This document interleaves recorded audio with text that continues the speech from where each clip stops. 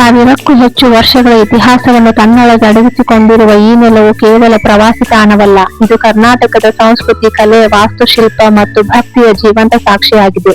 ಈ ವಿಡಿಯೋದಲ್ಲಿ ನಾವು ತಿಳಿದುಕೊಳ್ಳುವ ವಿಷಯಗಳು ಬನಶಂಕರಿ ದೇವಿಯ ಪುರಾಣ ಕಥೆ, ದೇವಾಲಯದ ಇತಿಹಾಸ, ಚಾಲುಕ್ಯ ಸಾಮ್ರಾಜ್ಯದ ವೈಭವ, ಬಾದಾಮಿ ಗುಹೆಗಳ ನಿರ್ಮಾಣದ ಹಿನ್ನೆಲೆ. ಹಾಗಾದರೆ ಬನ್ನಿ ನಮ್ಮ ಐತಿಹಾಸಿಕ ಪ್ರವಾಸವನ್ನು ಆರಂಭಿಸೋಣ.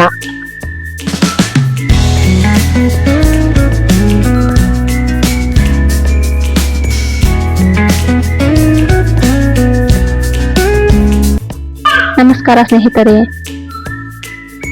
ಇದೀಗ ನಾವು ಬಂದಿರುವುದು ಉತ್ತರ ಕರ್ನಾಟಕದ ಅತ್ಯಂತ ಪ್ರಸಿದ್ಧ ಶಕ್ತಿಪೀಠಗಳಲ್ಲಿ ಒಂದಾದ ಶ್ರೀ ಬನಶಂಕರಿ ಅಮ್ಮನವರ ದೇವಸ್ಥಾನಕ್ಕೆ. ಈ ದೇವಾಲಯವು ಬಾದಾಮಿಯಿಂದ ಸುಮಾರು 5 ಕಿಲೋಮೀಟರ್ ದೂರದಲ್ಲಿರುವ ಚೊಳಚಗುಡ್ಡ ಗ್ರಾಮದಲ್ಲಿದೆ. ಬನ ಎಂದರೆ ಕಾಡು, ಶಂಕರಿ ಎಂದರೆ ಪಾರ್ವತಿ ದೇವಿಯ ರೂಪ. ಆದ್ದರಿಂದ ಬನಶಂಕರಿ ಅಂದರೆ ಕಾಡಿನಲ್ಲಿರುವ ತಾಯಿ ಪಾರ್ವತಿ ಎಂದು ಅರ್ಥ. ಪುರಾಣಗಳ ಪ್ರಕಾರ ರೂರಾಸುರ ಎಂಬ ರಾಕ್ಷಸನು ಲೋಕಕ್ಕೆ ಕಂಟಕವಾಗಿದ್ದಾಗ ದೇವಿಯು ಶಾಕಾಂಬರಿ ರೂಪದಲ್ಲಿ ಅವತರಿಸಿ ದುಷ್ಟನ ಸಂಹಾರ ಮಾಡಿ ಭಕ್ತರನ್ನು ರಕ್ಷಿಸಿದಳು ಎಂದು ನಂಬಲಾಗಿದೆ. ಈ ಕಾರಣದಿಂದ ದೇವಿಯನ್ನು ಅನ್ನದಾತೆಯಾದ ಶಾಕಾಂಬರಿ ದೇವಿ ಎಂದು ಕರೆಯುತ್ತಾರೆ. ಮೂಲ ದೇವಾಲಯ ಇತಿಹಾಸ ಚಾಲುಕ್ಯರ ಕಾಲಕ್ಕೆ ಸೇರಿದೆ. ನಂತರ ವಿಜಯನಗರ ಮತ್ತು ಮರಾಠ ಆಡಳಿತದ ಅವಧಿಯಲ್ಲಿ ದೇವಾಲಯದ ಜೀರ್ಣೋದ್ಧಾರ ಮತ್ತು ವಿಸ್ತರಣೆ ನಡೆದಿದೆ. ಇಲ್ಲಿನ ವಿಶೇಷತೆ ಎಂದರೆ ದೇವಾಲಯದ ಮುಂಭಾಗದಲ್ಲಿರುವ ಹರಿದ್ರ ತೀರ್ಥ. ಅನೇಕ ಭಕ್ತರು ಇಲ್ಲಿ ಸ್ನಾನ ಮಾಡಿ ದೇವಿಯ ದರ್ಶನ ಪಡೆಯುತ್ತಾರೆ. ಪ್ರತಿ ವರ್ಷ ನಡೆಯುವ ಬನಶಂಕರಿ ಜಾತ್ರೆ ಕರ್ನಾಟಕದ ಅತಿ ದೊಡ್ಡ ಧಾರ್ಮಿಕ ಜಾತ್ರೆಗಳಲ್ಲಿ ಒಂದಾಗಿದೆ. ಲಕ್ಷಾಂತರ ಭಕ್ತರು ಈ ಜಾತ್ರೆಯನ್ನು ಭಾಗವಹಿಸುತ್ತಾರೆ. ಬನ್ನಿ ಹಾಗಾದರೆ ಈ ದೇವಸ್ಥಾನದ ಪೂರ್ಣ ಒಂದು ವಿಹಂಗಮ ನೋಟವನ್ನು ನೋಡೋಣ.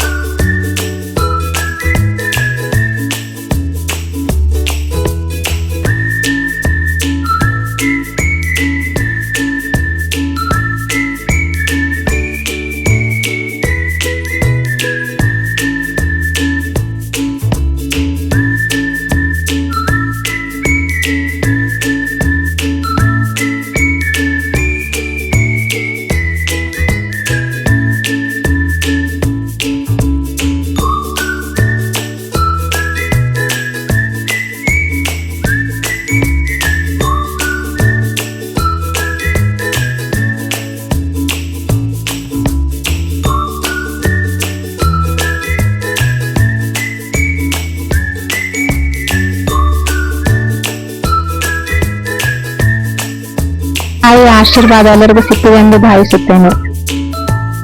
ನೀವು ನೋಡುತ್ತಿರುವ ಈ ದೃಶ್ಯ ದೇವಸ್ಥಾನದ ಮುಂಭಾಗದಲ್ಲಿರುವ ಅತಿ ವಿಶಾಲವಾದ ಪುಷ್ಕರಣಿ. ಮಳೆಗಾಲದಲ್ಲಿ ನೀರಿನಿಂದ ತುಂಬಿರುತ್ತದೆ. ಹಾಗಾದ್ರೆ ಬನ್ನಿ ಅನ್ನ ದಾಸೋಹದ ಬಗ್ಗೆ ತಿಳಿದುಕೊಳ್ಳೋಣ.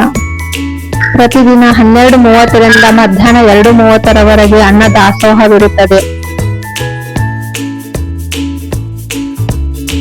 ಸ್ನೇಹಿತರೆ, ಈಗ ನಾವು ಬಾದಾಮಿಯ ಅತ್ಯಂತ ಪ್ರಸಿದ್ಧ ಆಕರ್ಷಣೆಯಾದ ಗುಹಾ ದೇವಾಲಯಗಳ ಮುಂದೆ ನಿಂತಿದ್ದೇವೆ. ಒಟ್ಟು 4 ಪ್ರಮುಖ ಗುಹೆಗಳಿದ್ದು, ಮೊದಲ 3 ಗುಹೆಗಳು ಹಿಂದೂ ಧರ್ಮಕ್ಕೆ ಮತ್ತು 4ನೇ ಗುಹೆ ಜೈನ ಧರ್ಮಕ್ಕೆ ಸಮರ್ಪಿತವಾಗಿದೆ. ಈ ಗುಹೆಗಳು ಚಾಲುಕ್ಯರ ಕಾಲದಲ್ಲಿ ನಿರ್ಮಾಣವಾಗಿದ್ದು ಅವರ ಧಾರ್ಮಿಕ ಸಂಸ್ಕೃತಿ ಮತ್ತು ಕಲಾಪ್ರೇಮಕ್ಕೆ ಸಾಕ್ಷಿಯಾಗಿದೆ.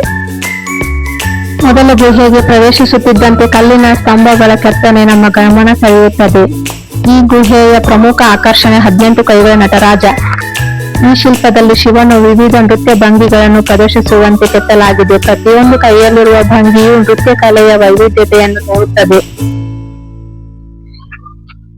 ಪ್ರತಿಯೊಂದು ಸ್ತಂಭವು ಒಂದೇ ರೀತಿಯಲ್ಲ, ಪ್ರತಿಯೊಂದಕ್ಕೂ ವಿಭಿನ್ನ ವಿನ್ಯಾಸವಿದೆ. ಇಲ್ಲಿನ ಮತ್ತೊಂದು ವಿಶೇಷ ಶಿಲ್ಪ ಅರ್ಧನಾರೀಶ್ವರ. ಶಿವ ಮತ್ತು ಪಾರ್ವತಿ ಒಂದೇ ದೇಹದಲ್ಲಿ ಕಾಣಿಸುವ ಈ ರೂಪವು ಸ್ತ್ರೀ ಪುರುಷ ಸಮತೋಲನದ ತತ್ವವನ್ನು ಸಾರುತ್ತದೆ. ಇಲ್ಲಿ ಗಣೇಶ, ಕಾರ್ತಿಕೇಯ, ಮಹಿಷಾಸುರ ಮರ್ದಿನಿ, ನಂದಿ ಹಾಗೂ ಶಿವನ ಇತರ ರೂಪಗಳ ಶಿಲ್ಪಗಳನ್ನು ಕಾಣಬಹುದು.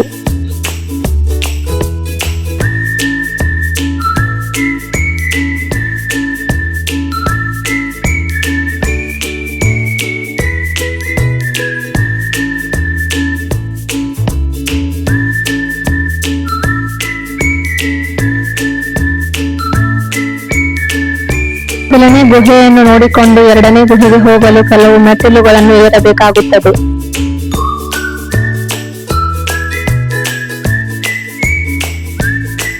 ಈ ಎರಡನೇ ಗುಹೆ ಭಗವಾನ್ ಶ್ರೀ ವಿಷ್ಣುವಿಗೆ ಸಮರ್ಪಿತವಾಗಿದೆ.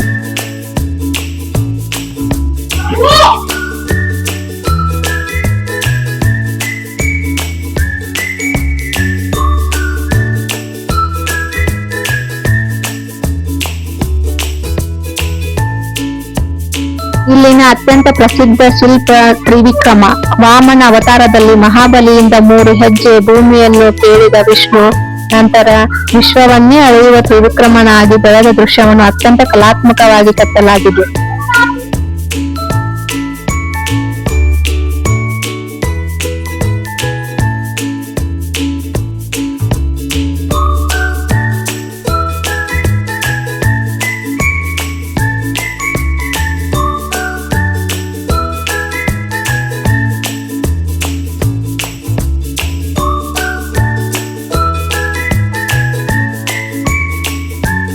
ಇನ್ನೊಂದು ಪ್ರಮುಖ ಶಿಲ್ಪ ವರಾಹ ಅವತಾರ. ಹಿರಣ್ಯಾಕ್ಷನು ಸಮುದ್ರದಲ್ಲಿ ಮುಳುಗಿಸಿದ್ದ ಭೂದೇವಿಯನ್ನು ರಕ್ಷಿಸುವ ವಿಷ್ಣುವಿನ ರೂಪವನ್ನು ಇಲ್ಲಿ ಕಾಣಬಹುದು.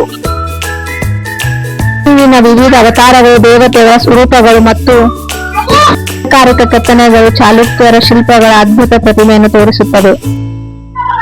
ಚಾವಣಿಯಲ್ಲಿ ಮತ್ತು ಸ್ತಂಭಗಳ ಮೇಲೆ ಅದ್ಭುತ ಕೆತ್ತನೆಗಳು ಕಾಣಸಿಗುತ್ತವೆ.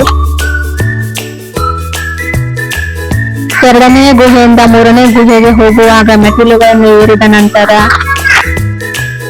ಬಂಡೆಗಳಲ್ಲಿ ಗವಿಯ ರೂಪದಲ್ಲಿ ಕಾಣುವ ಶಿಲ್ಪಕಲೆ ಮತ್ತು ಇಲ್ಲಿಂದ ಬಾದಾಮಿ ಪಟ್ಟಣ ಮತ್ತು ಅಗಸ್ತ್ಯ ಕೆರೆಯ ಸುಂದರ ನೋಟ ಕಾಣುತ್ತದೆ.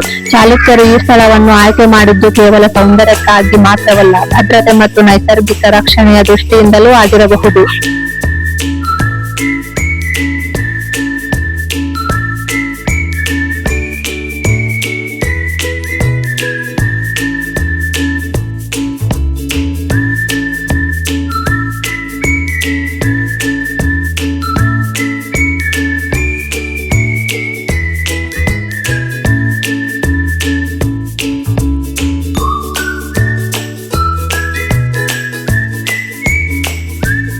ಸ್ನೇಹಿತರೆ, ಈಗ ನಾವು ಬಾದಾಮಿ ಗುಹೆಗಳಲ್ಲಿ ಅತ್ಯಂತ ದೊಡ್ಡದು, ಅತ್ಯಂತ ಭವ್ಯವಾದ ಮೂರನೇ ಗುಹೆಯ ಮುಂದೆ ನಿಂತಿದ್ದೇವೆ.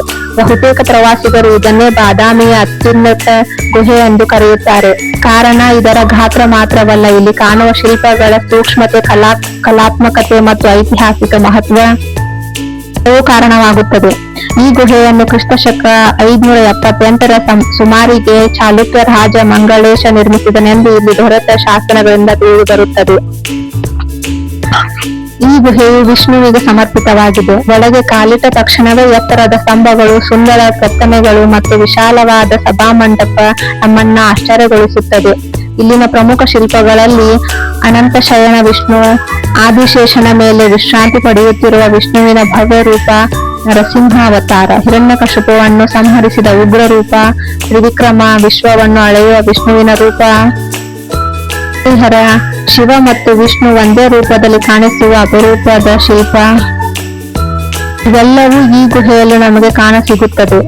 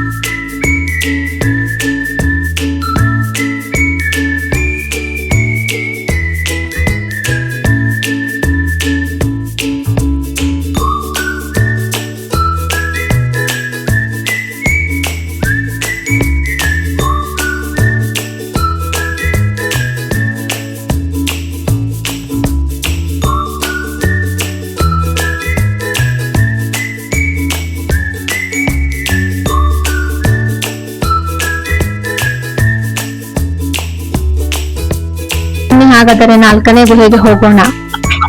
ಸ್ನೇಹಿತರೆ, ಇಂದಿನ ವಿಡಿಯೋದಲ್ಲಿ ನಾವು ಚಾಲುಕ್ಯರ ಇತಿಹಾಸ, ಬನಶಂಕರಿ ಅಮ್ಮನವರ ದೇವಸ್ಥಾನ ಮತ್ತು ಬಾದಾಮಿಯ 4 ಗುಹೆಗಳ ಬಗ್ಗೆ ತಿಳಿದುಕೊಳ್ಳುತ್ತಿದ್ದೇವೆ. ಆದರೆ ಬಾದಾಮಿಯ ಕಥೆ ಇಲ್ಲಿಗೆ ಮುಗಿಯುವುದಿಲ್ಲ. ಮುಂದಿನ ಭಾಗದಲ್ಲಿ ನಾವು ಅಗಸ್ತ್ಯ ಕೆರೆಯ ರಹಸ್ಯಗಳು, ಭೂತನಾಥ ದೇವಸ್ಥಾನದ ವೈಶಿಷ್ಟ್ಯ, ಬಾದಾಮಿ ಪುರಾತತ್ವ ಸಂಗ್ರಹಾಲಯದಲ್ಲಿರುವ ಅಪರೂಪದ ದೃಶ್ಯಗಳು, ವಾತಾಪಿಯ ಸಂಪೂರ್ಣ ಇತಿಹಾಸ, ಪಲ್ಲವರ ದಾಳಿ ಮತ್ತು ಬಾದಾಮಿಯ ನಂತರದ ಇತಿಹಾಸ ಬೆಳವಣಿಗೆಗಳ ಬಗ್ಗೆ ವಿವರವಾಗಿ ತಿಳಿದುಕೊಳ್ಳೋಣ. ಬನ್ನಿ, ಹಾಗಾದರೆ ಈಗ ನಾವು 4ನೇ ಮತ್ತು ಕೊನೆಯ ಗುಹೆಗೆ ಬಂದಿದ್ದೇವೆ. ಮೊದಲ 3 ಗುಹೆಗಳು ಹಿಂದೂ ಧರ್ಮಕ್ಕೆ ಸಂಬಂಧಿಸಿದರೆ ಈ ಗುಹೆ ಜೈನ ಧರ್ಮಕ್ಕೆ ಸಮರ್ಪಿತವಾಗಿದೆ. ಇದು ಸುಮಾರು 7ನೇ ಶತಮಾನದಲ್ಲಿ ನಿರ್ಮಾಣವಾಗಿದೆ. ಇಲ್ಲಿನ ಪ್ರಮುಖ ಆಕರ್ಷಣೆ ಭಗವಾನ್ ಮಹಾವೀರರ ಧ್ಯಾನ ಮಗ್ನ ಮೂರ್ತಿ, ಜೊತೆಗೆ ಪಾರ್ಶ್ವನಾಥ ಸೇರಿದಂತೆ ಇತರ ತೀರ್ಥಂಕರ ಸುಂದರ ಶಿಲ್ಪಗಳನ್ನು ಕಾಣಬಹುದು. ಈ ಗುಹೆಯ ವಾತಾವರಣ ಶಾಂತವಾಗಿದ್ದು ಜೈನ ಧರ್ಮದ ತಪಸ್ಸು, ಅಹಿಂಸೆ ಮತ್ತು ಆತ್ಮಶುದ್ಧಿಯ ಸಂದೇಶವನ್ನು ಪ್ರತಿಬಿಂಬಿಸುತ್ತದೆ. ಒಂದೇ ಬೆಟ್ಟದಲ್ಲಿ ಹಿಂದೂ ಮತ್ತು ಜೈನ ಧರ್ಮದ ಗುಹೆಗಳು ನಿರ್ಮಾಣವಾಗಿರುವುದು ಚಾಲುಕ್ಯರ ಧಾರ್ಮಿಕ ಸಹಿಷ್ಣುತೆಗೆ ಉತ್ತಮ ಉದಾಹರಣೆಯಾಗಿದೆ. ಸ್ನೇಹಿತರೆ, ಈ ವಿಡಿಯೋ ನಿಮಗೆ ಇಷ್ಟವಾದರೆ ಪ್ರೇರು ಬೀರು ವ್ಲಾಗ್ಸ್ ನ ಸಬ್ಸ್ಕ್ರೈಬ್ ಮಾಡಿ, ಲೈಕ್